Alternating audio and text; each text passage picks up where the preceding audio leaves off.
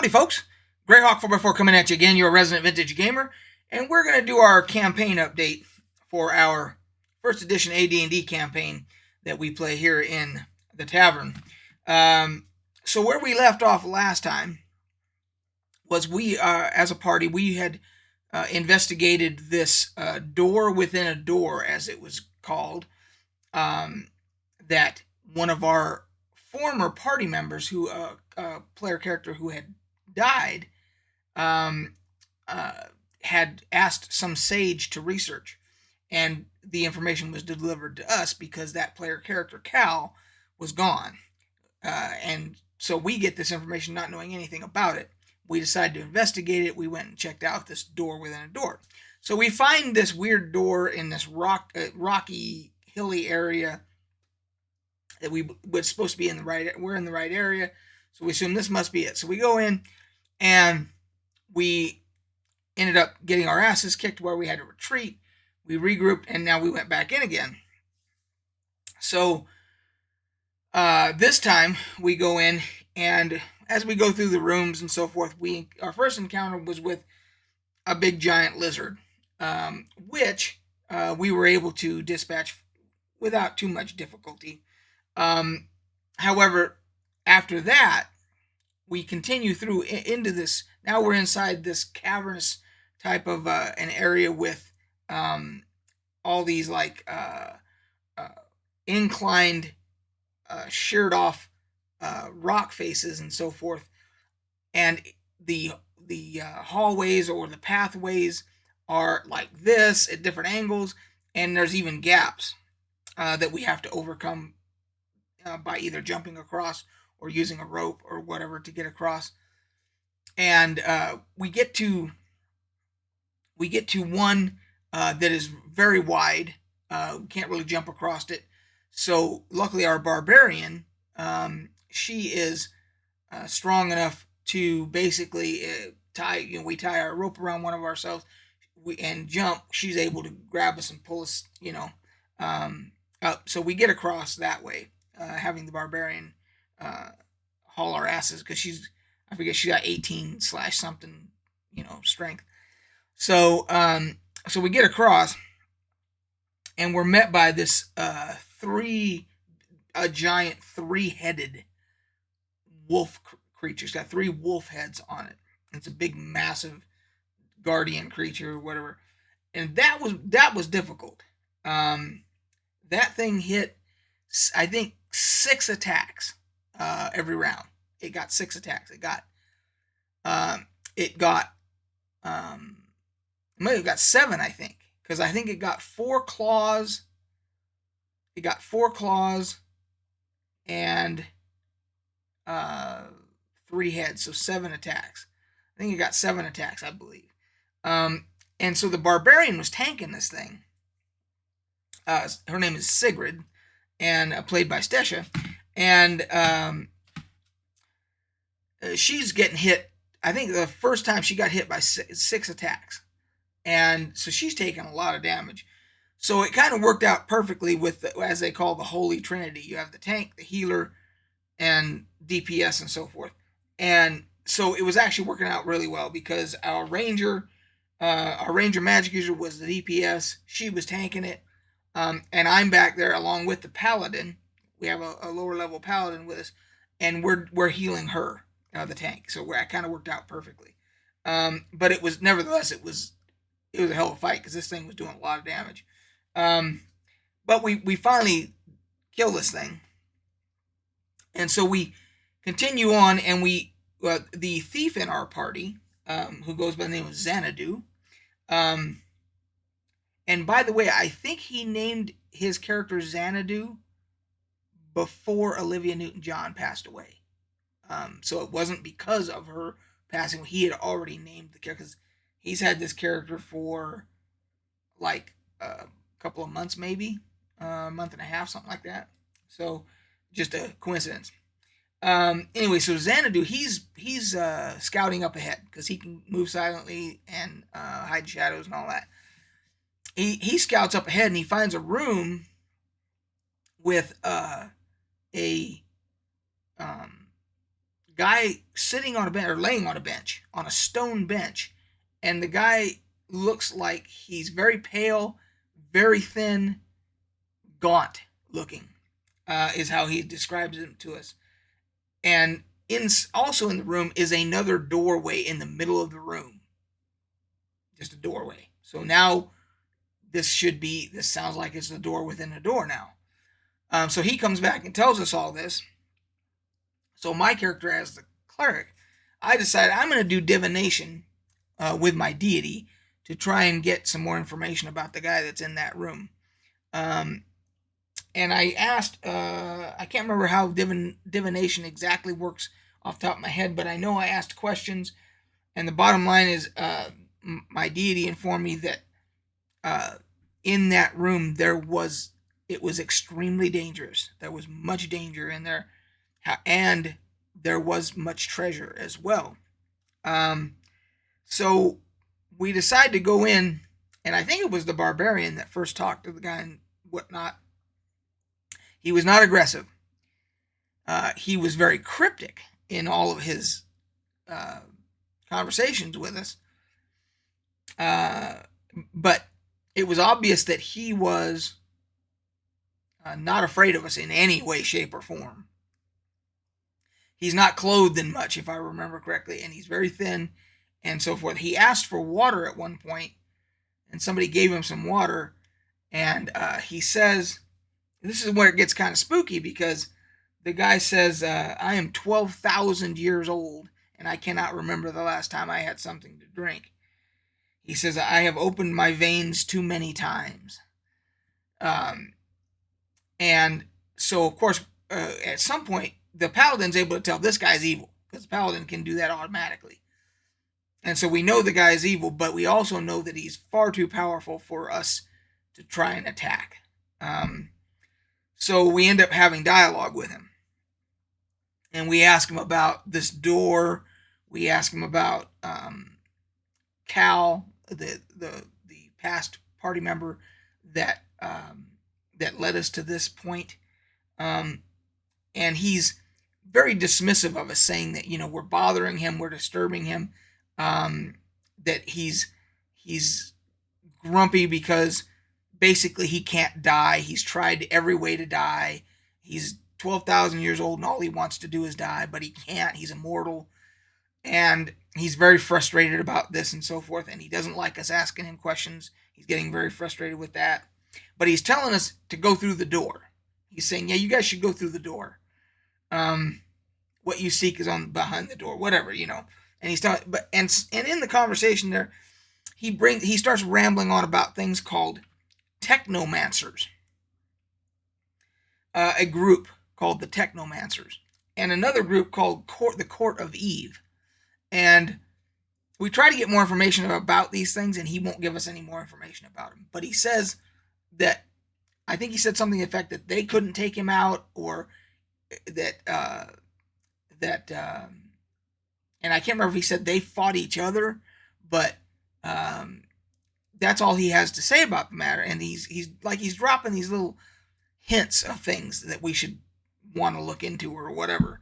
And at some point, the cleric says, I'm not going through that door. He's far too eager for us to go through there, and he's inherently evil.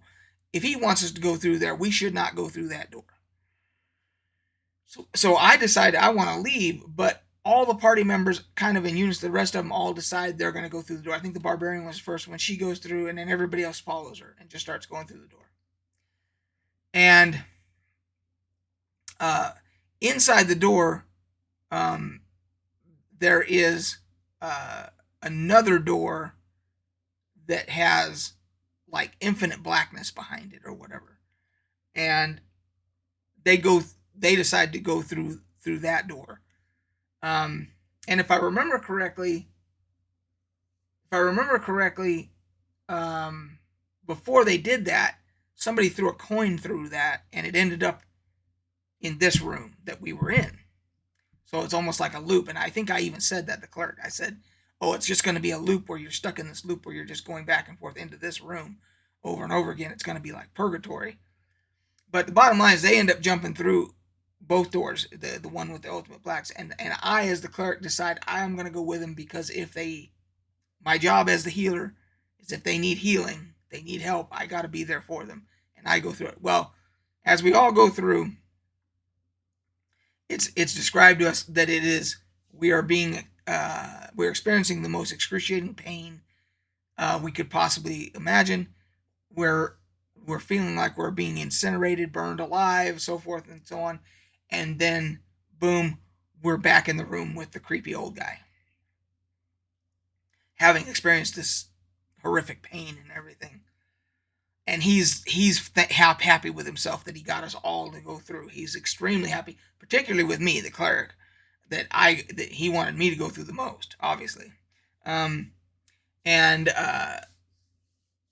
so I decide I'm leaving, and I just start booking it out of there. And when we get to that big opening that the barbarian helped us with, I'm able to just, I can tell somehow this old guy has empowered me. I know it inherently somehow that I can just jump across, and I do. I'm able to he empowers me to he basically wanted me to leave and everything. And somebody else, I think it was the thief, went with me and did the same thing. So me and the thief go outside, and we're going to wait out there for the rest of them. And they continue questioning him and all this. And at one point, I think it was the paladin, decides to go through again, the doors again, and everything, and feels the pain and everything. Because he's thinking, well, maybe the second time's the charm. And it's explaining because he decides he wants to do it again. And it's like, and I think the barbarian or somebody said to him, hey, you're not looking so hot, because the DM was saying that he's almost like, from the pain, he's almost in shock now from doing it twice. And so the bottom line, they end up deciding to leave too. So we all get back out there and we decide, okay, well, this guy is immortal, probably. He's, my guess is, the way I'm describing him is, I'm guessing he's kind of basically a bored lich. He's like a lich type creature, although we didn't get the feeling he was undead. He was very much alive. So he's not a lich, but he's a bored, some type of entity. So somebody at that point says, hey, well, what about Xanadu's, the guy who hired Xanadu to take his place was named Flint. He was our previous thief. And his character, played by Niels, retired. That character retired. So he sent Xanadu in his place to replace him, basically. Played by Niels again. And so somebody says, well, what about Flint? Maybe Flint, because he adventured with Cal, who's the reason that we came here. Maybe Flint knows something about what he was looking for here. So we decide, well, we're going to go visit him. And Xanadu's able to take us back to where Flint lives, because he was the one who hired him or recruited him or whatever. So we go back there and we're talking to Flint, which is our old party member. So now Niels gets to play Flint again. And, when we show up, the first thing Flint says, no, I'm done. I'm not adventuring anymore. Don't even try to ask me to go out, where I'm retired, whatever. And we're like, no, that's not about that. And we ask him about this door within a door in Cal and all this, and he has no idea. He's like, I never heard anything about any of that. So it's a dead end. So at that point, I decide, okay, I am going to, I'm going to try and cast Commune and speak with Cal. Speak with my deity about Cal. And Commune, I get to ask one question per level, and I'm 9th level, so that's 9 questions. And I ask him about, because I'm thinking, well, if Cal is still alive, maybe we can find him. If he somehow was resurrected or whatever. And I ask, and yes or no questions only is all you can ask. So I ask, is Cal still alive? My deity says yes. I ask, is Cal on this plane of existence? He says yes. And then somebody in the group says, ask if he's on this planet, because you can have more than one planet in a plane of existence. So I ask, is he on this planet? The answer is no. so he's not on this planet. So then I asked, is there any possibility of us communicating with Cal? The answer is no. So we're basically trying to find out. So he's on a different planet. We can't communicate with him. So that's going to be a dead end. So we're going to have to do some research about these technomancers, whatever technomancers are, and the Court of Eve. In the meantime, our barbarian has gotten word from her tribe that they're being harassed by these towers that are being built in their areas that they live, and that they're being attacked by these creatures in these towers. So she asked if we could all go up there and look into that. So we do. We go up there. We're going to put the other thing on the back burner for now until we get back to a major metropolis where we can try and look into these leads here. So in the meantime, we go up to help her and her people, and we decide, okay, we meet with their tribe and everything, and we decide we're going to go out one of these towers and see what's going on. So we go out there, and this is towards the end of the night, and sure enough, we get attacked right, I think within, I forget how close we were, but we don't even get very close, and we start getting attacked from the towers by like kobolds or some little critters or whatever. And if I remember correctly, the magic user like fireballed some of them and killed some, and they all said, "Oh, now you've done it." The remaining ones, the survivors said, "Now you've done it. The boss is going to come out, and he's going to kill you." And sure enough, this big creature comes out, which is described to us by the DM as a black troll, like a bigger troll, black in color, and meaner looking, basically. And so the magic user cast Charm. I had already decided to cast Flame Strike as the cleric. I wasn't sure whether or not he had charmed this creature or not, so I let my Flame Strike go off. Well, he had charmed it. Of course, my Flame Strike broke the charm, and oops, but I thought the Flame Strike would kill him. It did not. He took the damage, and I forget how much I did. I want to say I did 36 points of damage, 38 points, something like that. I can't remember. But it didn't kill him. Because I'm thinking troll fire, for sure. I'm thinking it'll do extra damage, maybe. But it turns out, so some of the tribe members are with us. And the tribe members are saying, hey, we know you can only kill this thing with silver weapons. And none of us had any silver weapons or whatever. So Sigrid, the barbarian, she's hitting this thing, and it's not doing any damage, or it's doing very little damage. You can see that it's regenerating very quickly.